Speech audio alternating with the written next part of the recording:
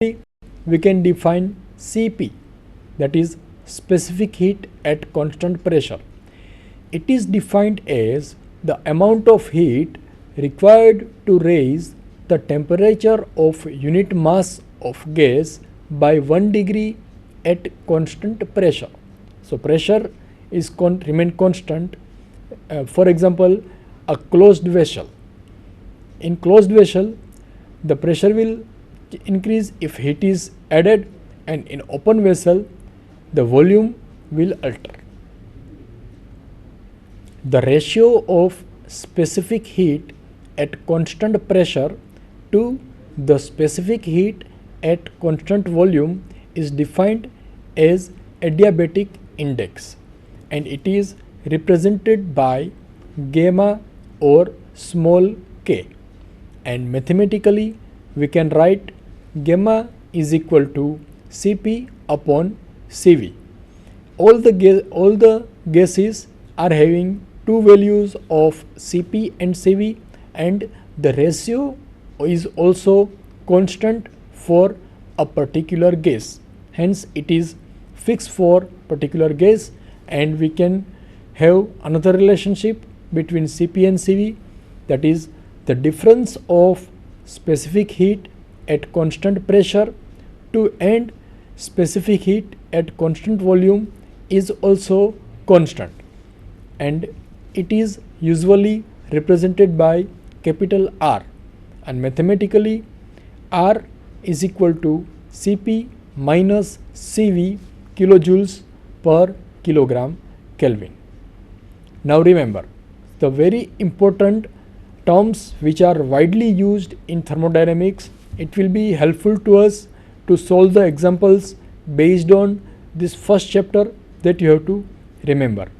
First, for water, value of Cp, as water is a liquid, it is having only one value, that is Cp, and the value of Cp for water is 4.187 kilojoules per kilogram Kelvin or degree centigrade, because it's a difference, so doesn't matter whether you write Kelvin or degree, but as per SI unit Kelvin should be written, or generally value of Cp of water is taken as 4.2 kilojoules per kilogram Kelvin, that is rounding of this value, and you have to remember these values.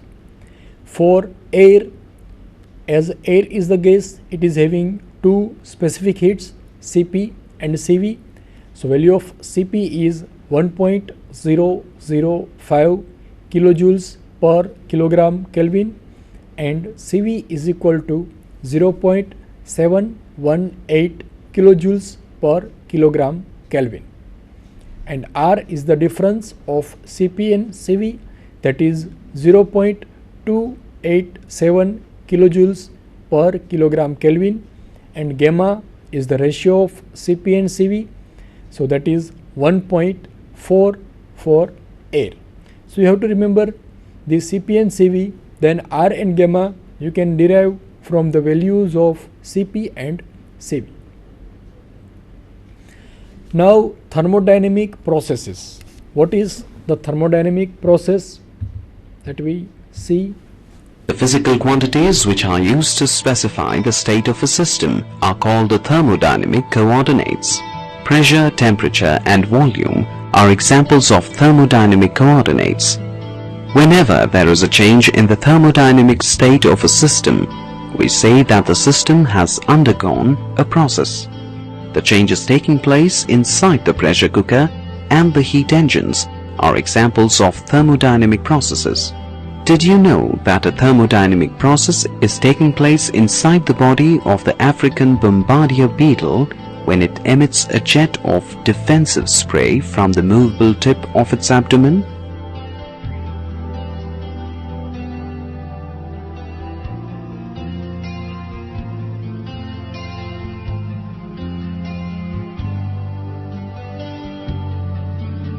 The different types of thermodynamic processes are isothermal process, adiabatic process, isochoric process, and isobaric process.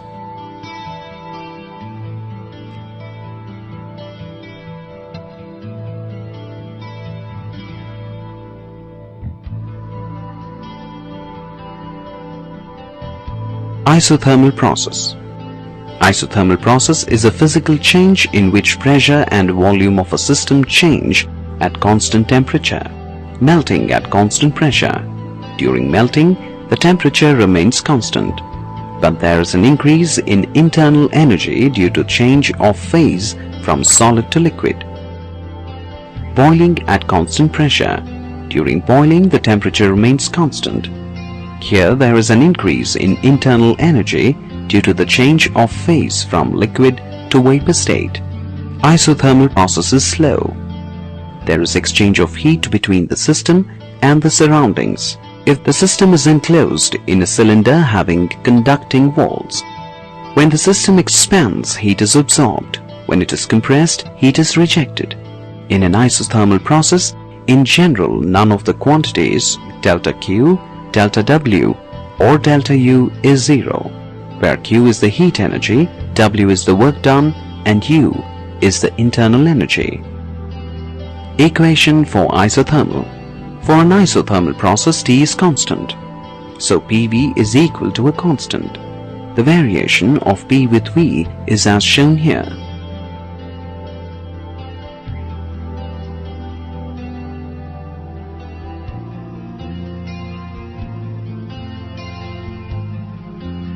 Adiabatic process.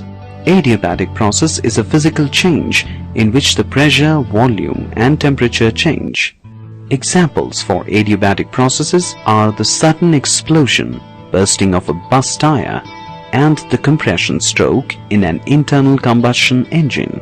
There is no exchange of heat between the system and the surroundings, so delta Q is equal to zero.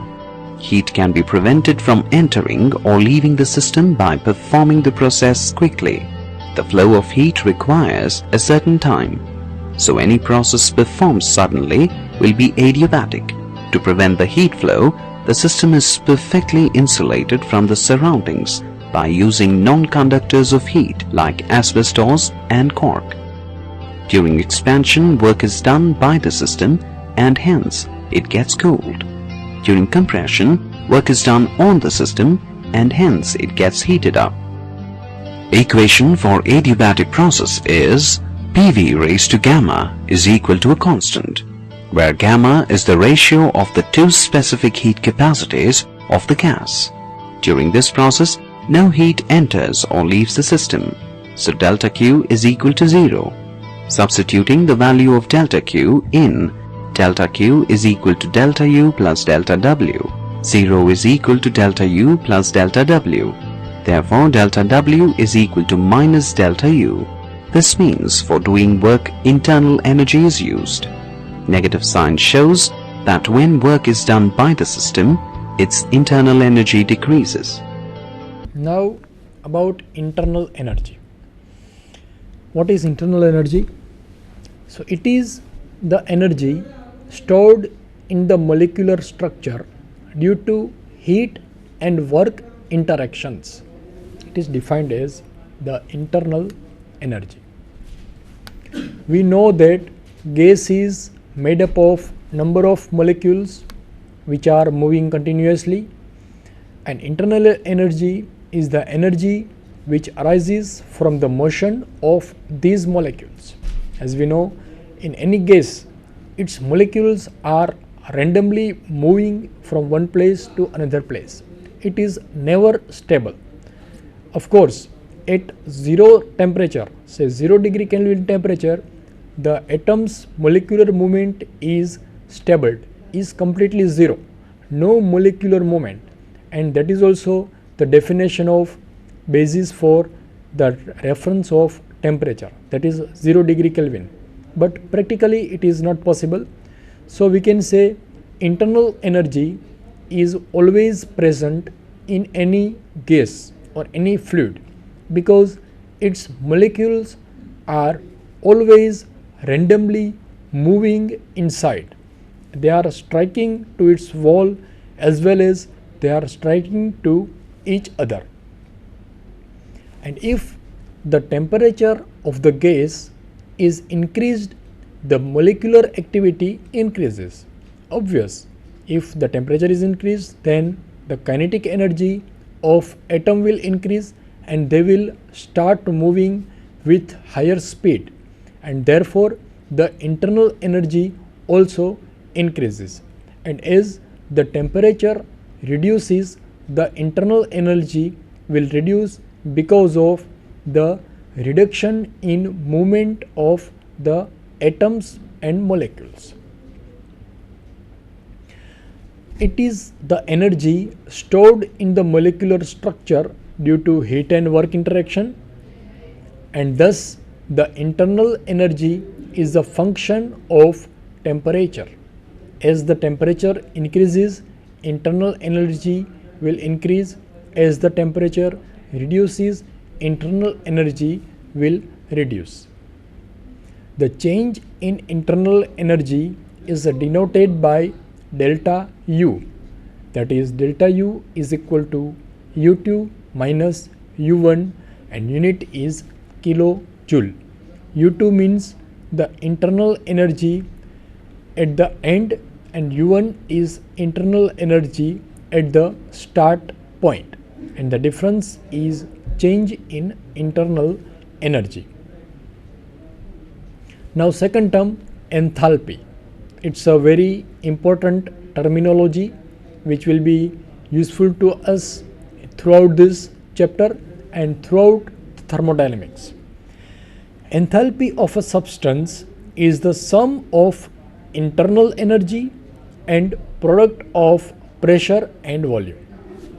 We can represent it is extensive property because it is independent of mass, and whatever is the mass, the enthalpy of a substance will remain same, and since its value depends on mass, it is denoted by delta H. H is equal to U plus PV kilojoule.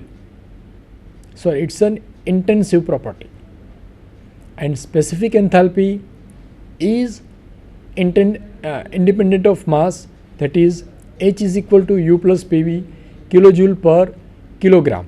So for unit mass it is constant, so for 1 kilogram whatever is the enthalpy, so specific enthalpy is intensive property and enthalpy is extensive property. It depends upon the mass. Now about enthalpy, how it is used, what's the definition and where it is applied, let me see one interesting video clip. I think I should start preparing for my chemistry test tomorrow. Hey Dad. I am going to Uncle Matt's chemistry lab. He's going to help me study for my test. Your Uncle Matt doesn't know anything. I am going to teach you, son. So what do you need help with? Thanks Dad, but I think I'll go to him. Hey Uncle Matt. Oh hello Brian. What are you doing here? I want you to help me with my chemistry test tomorrow. Sure, let's go to my office. So what is this test on? Enthalpy and entropy. So enthalpy is a thermodynamic quantity equivalent to the total heat content of a system, equal to the internal energy of the system plus the product. I did not get any of that. Okay, in simpler words, enthalpy is a measure of the total energy of a thermodynamic system. It includes the internal energy, which is the energy required to create a system. But before I tell you the rules to determine the enthalpy change, do you know what exothermic reactions and endothermic reactions are? Yes, exothermic reactions are the reactions in which heat is released, and endothermic are the ones in which heat is absorbed. Very good. Remember some of these facts. The activation energy is required to start reaction. Delta H is the change in heat energy between the products and the reactants. And the unit for delta H is joules, kilojoules or calories. Good job. Now let me ask you a question. Will the value of delta H be positive or negative for exothermic reactions? Negative because the energy needed for the reaction to occur is less than the total energy released. Excellent. Now what about the value of delta H for endothermic reactions? Positive because the energy needed for the reaction to occur is more than the total energy released.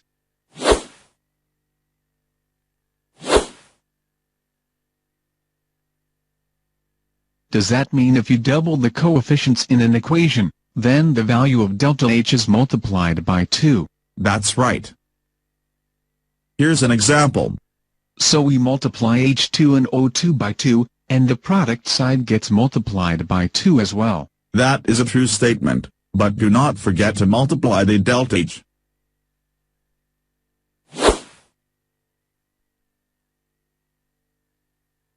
Remember, this law is commonly applied to phase changes, although it is true when you reverse any thermochemical reaction. Give me an example for this one too.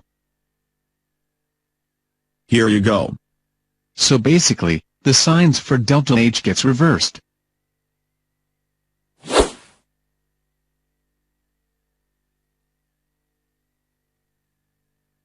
Another way to look at it is to remember that delta H is a state property, so it must be independent of the path of reaction.